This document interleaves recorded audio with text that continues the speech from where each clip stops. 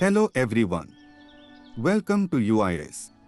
Let us discuss today's prelims topic. Question 1. Consider the following statements about national policy for rare diseases. 1. The policy provides financial support of up to 2 lakh rupees under Rashtriya Arogya Nidhi for the treatment of rare diseases, RD, listed under Group 1. 2. NPRD does not provide any financial support for patients of Group 3 diseases, which have a definite treatment but is lifelong and expensive.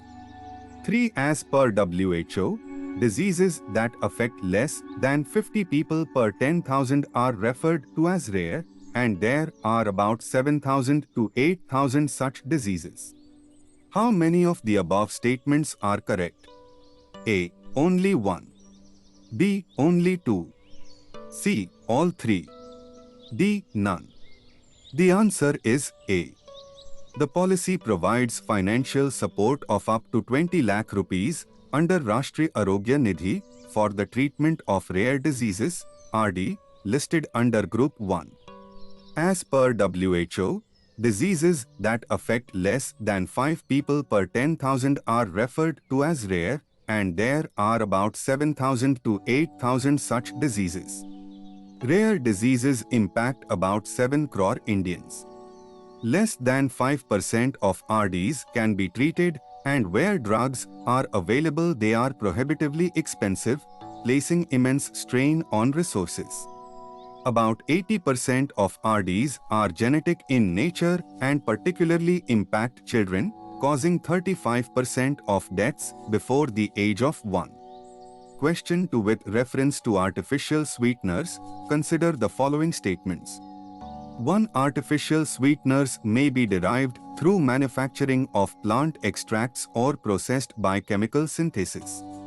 2. Food Safety and Standards Authority of India, FSSAI, has allowed the use of 6 artificial sweeteners: aspartame, saccharin sodium, aspartame, acesulfame potassium, sucralose, neotame, and isomaltulose. 3. These sweeteners are a fundamental ingredient in diet drinks to sweeten them without adding calories. How many of the above statements are correct? A. Only 1. B. Only 2. C. All 3. D. None. The answer is C. The World Health Organization has ranked artificial sweeteners, such as aspartame, as potentially carcinogenic. Question 3. Consider the following statements about Indo-Pacific Economic Framework for Prosperity, IPEF. 1. AM40 nation trade bloc. 2. It accounts for about 80% of the world's GDP and 48% of the world's trade in goods and services. 3. It is seen as an economic and trade strategy backed by the US to counter China's economic influence in the region. How many of the above statements are correct? A. Only 1. B. Only 2. C. All 3. D. None. The answer is A. A 14-nation trade bloc. It accounts for about 40% of the world's GDP and 28% of the world's trade in goods and services. The IPEF framework is structured around 4 pillars relating to trade: Pillar I, supply chains; Pillar 2, clean economy; Pillar 3, and fair economy; Pillar 4. India has joined Pillars 2 to 4 of IPEF while it had opted out from Pillar I in September last year and now has an observer status in Pillar I.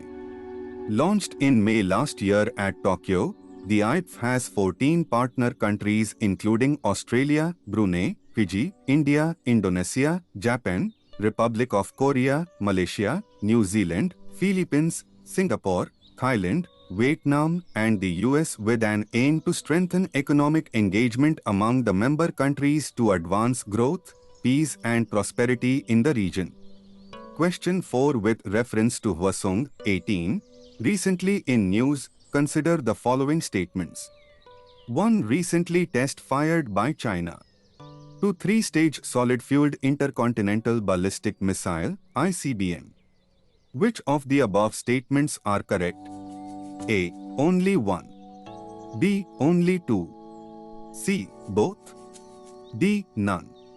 The answer is B. Recently test fired by North Korea. Question 5. Consider the following statements about Intercontinental Ballistic Missile (ICBM). 1. ICBMs are ballistic missiles that have a range of over 5,500 kilometers. 2. They have nuclear weapons delivery technology. 3. Presently, North Korea, Russia, the United States, France, the United Kingdom, China, India and Israel are the only countries that are in documented possession of land-based ICBMs. How many of the above statements are correct? A. Only one. B. Only two. C. All three. D. None. The answer is C. Question 6. Consider the following statements about non-fungible tokens, NFTs. 1. NFTs are digital assets whose ownership is verified through transaction records stored on blockchains. 2. Artwork, digital avatars and accessorized monkeys are some of the most commonly traded NFTs. 3. A non-fungible token, NFT, is basically a digital asset or can be called a cryptographic asset having a unique identification code and metadata which differentiate it from a fungible token. How many of the above statements are correct? A. Only one. B. Only two. C. All three. D. None. The answer is C. Non-fungible tokens, commonly known as NFTs, are unique cryptographic tokens that exist on a blockchain and cannot be replicated, having a unique identification code and metadata. NFTs function like communicators or information tokens, but unlike cryptocurrencies such as Bitcoin or Ethereum, NFTs are not mutually interchangeable and are not fungible. A non-fungible token, NFT, is basically a digital asset or can be called a cryptographic asset having a unique identification code and metadata which differentiate it from a fungible token. As with cryptocurrencies, they cannot be traded or exchanged at equivalent values.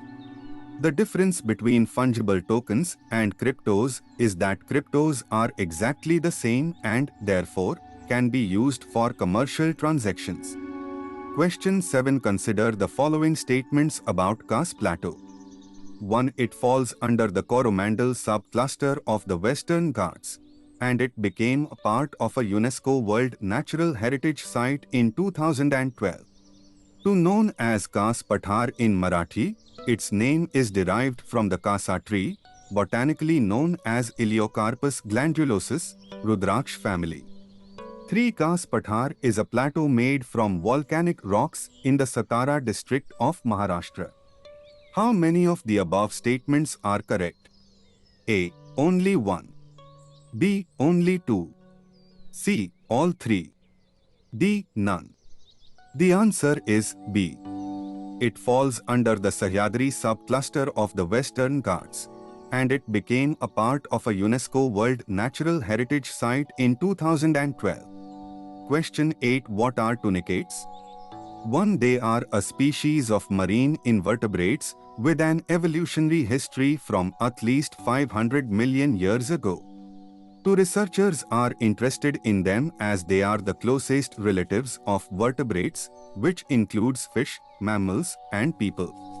3. Their name derives from their unique outer covering or tunic, which is formed from proteins and carbohydrates and acts as an exoskeleton. How many of the above statements are correct? A. Only one. B. Only two. C. All three. D. None.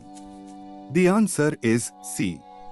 About 3,000 species of tunicate exist in the world's oceans, living mostly in shallow water. There are two main tunicate lineages: ascidiaceans, often called sea squirts, and the most numerous, followed by appendicularias.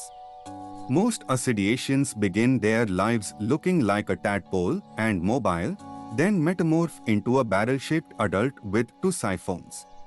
They live their adult life attached to the seafloor. In contrast, appendicularians retain the look of a tadpole as they grow to adults and swim freely in the upper waters. Tunicates seem extremely far removed from vertebrates, but this tadpole-like link is what connects them. Researchers recently described a 500-million-year-old tunicate fossil species, which suggested that the modern tunicate body plan was already established soon after the Cambrian explosion, the time when there was a dramatic rise in the number of animal species on Earth. Thank you everyone. Do subscribe to this channel. Use code SPLIVE to join Unacademy.